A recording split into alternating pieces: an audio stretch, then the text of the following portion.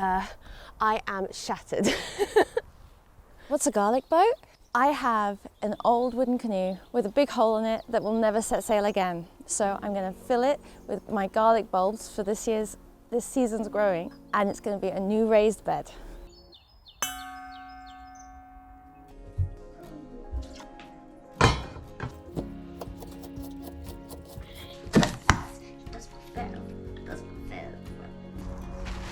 I know people will be sad that I'm not restoring her, but with this old house and garden, there are so many projects. I just can't see that we'll ever get round to working on the boat. This way, she has a new lease on life for an essential crop. I think this is going to be a good spot. It's high enough up that it's only the worst flooding that'll get it up here. It's in the shade now, but it won't be once we get a bit later in the year. The sun's super low. It's January.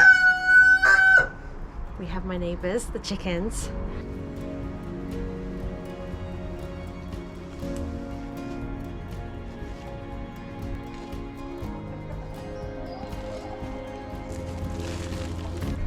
Snowdrops. I'm going to relocate them.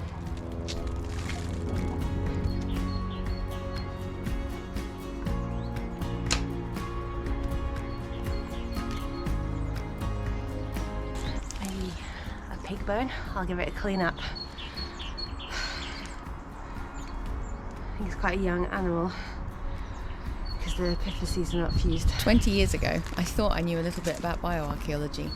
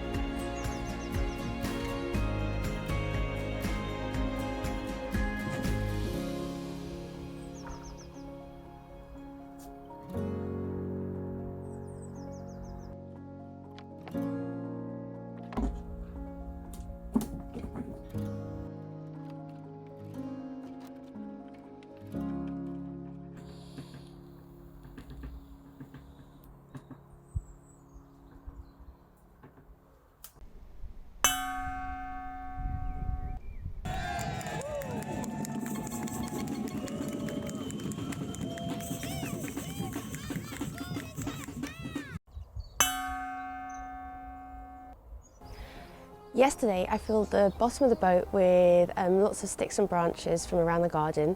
I've got a good layer now, so the next step is to get some grass clippings because I want to kind of fill in all these nooks and crannies. I know that that won't last forever, that they'll of course bed down, but I think it'll be a good kind of base to put the compost and soil back on top of.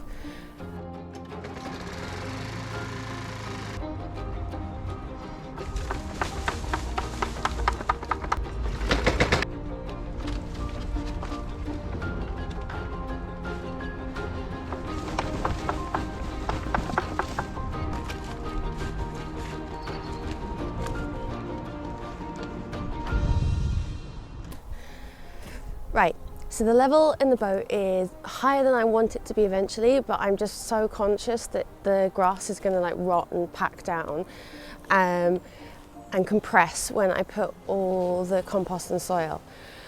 So next job is to empty my wheelbarrow, which is already full of one load of compost, and then I have got a whole winter worth of cleaning my rabbits out. And all the kitchen scraps to put in here as well, and then I'll put the topsoil on top.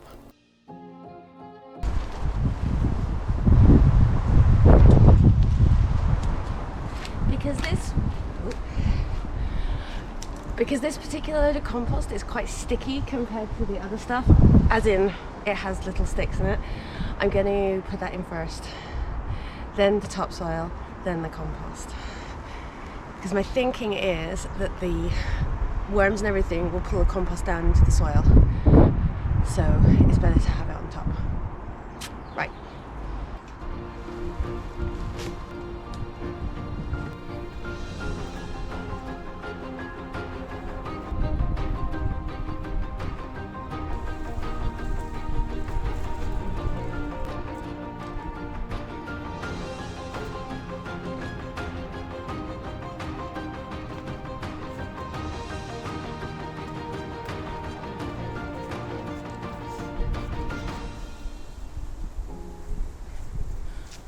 I just found my long lost secateurs in the compost heap. I pray that I can get them back, to bring them back to life. The blade looks rusty, but hopefully it'll clean up. I was so upset when I lost these.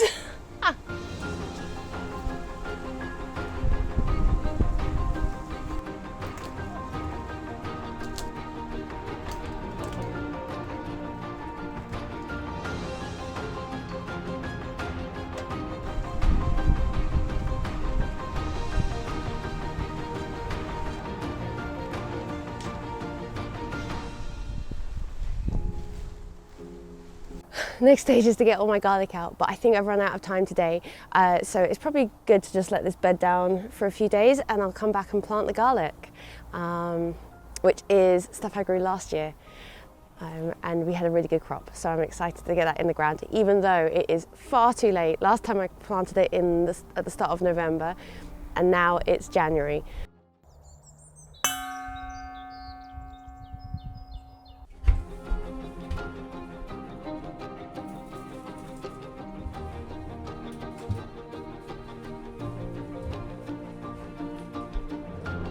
This is the garlic that I grew last year. I've got two types. These more normal sized ones are normal garlic. Ugh. And then these ones are elephant garlic, which I love. They don't taste quite as strong, but they're really impressive. I'm just gonna take all the cloves out so that I can plant them individually. And then hopefully each individual clove will grow into an entire bulb. That is one single clove.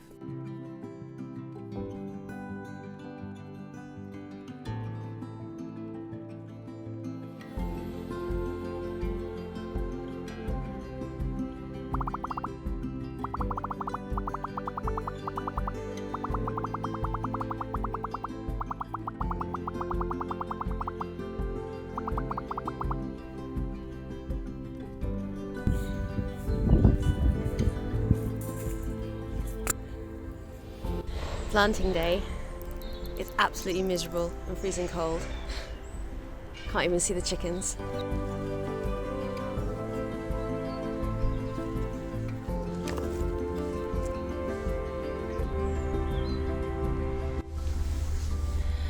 As well as the main bulbs that I harvested last year, I've also got something which I pulled off their roots, which I think are called bluebells.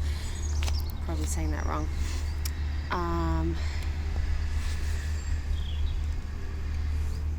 Oh my gosh, have they just rotted to nothing? Okay. All right.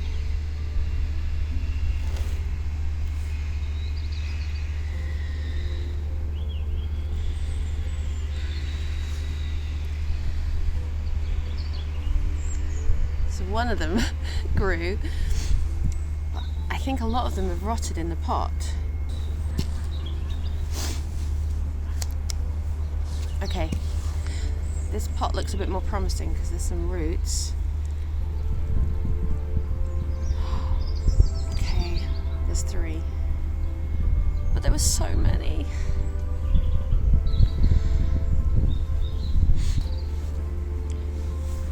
Maybe there's a few more that can be saved that just haven't germinated yet. It's a bit hard to tell.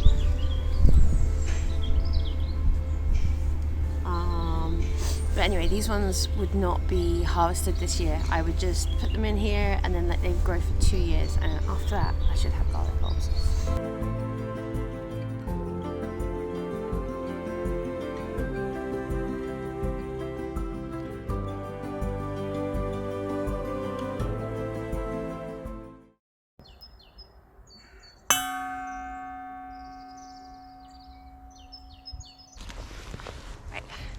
I've got the snowdrops that I dug out from where the boat is now, and I've also got a bucket of Spanish bluebells that I've transplanted from elsewhere in the garden. So yeah, I'm going to dig out around the edge of the boat and kind of post them in, and then because they bloom at different times, the snowdrops will be earlier.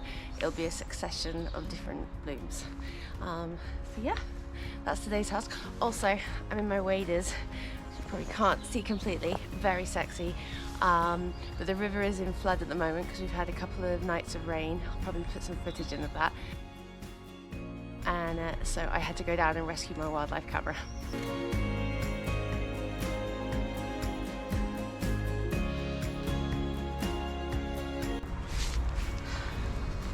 I just found a joint of a bone.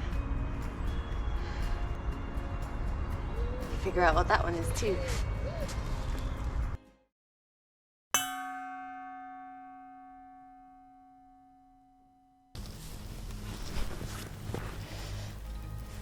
We're a long way from those cold January days when I started this project. It's now the start of April. As you can see, the spring sunshine is here. The whole garden is just coming to life and blooming. In a few short months, I think I'll be harvesting the garlic scapes, which are the flowers of the garlic.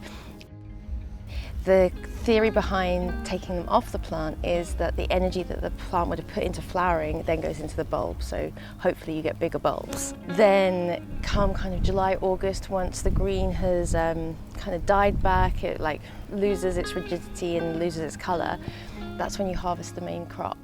And I'm hoping I can get the whole year round without going and buying supermarket garlic. I didn't manage it last year, but I feel like I've got more, definitely a lot more elephant garlic. Although we eat a lot of garlic in my house. No vampires anywhere around here. I assume I need no introduction. I don't think so, my old boy. Thank you for joining me on my garlic boat video. If you like this kind of thing, and as well as crafty stuff, I can show you how I made this dress. Stick around, give me a thumbs up and subscribe. I'd love to show you more of the fun projects I have in mind. Thank you very much.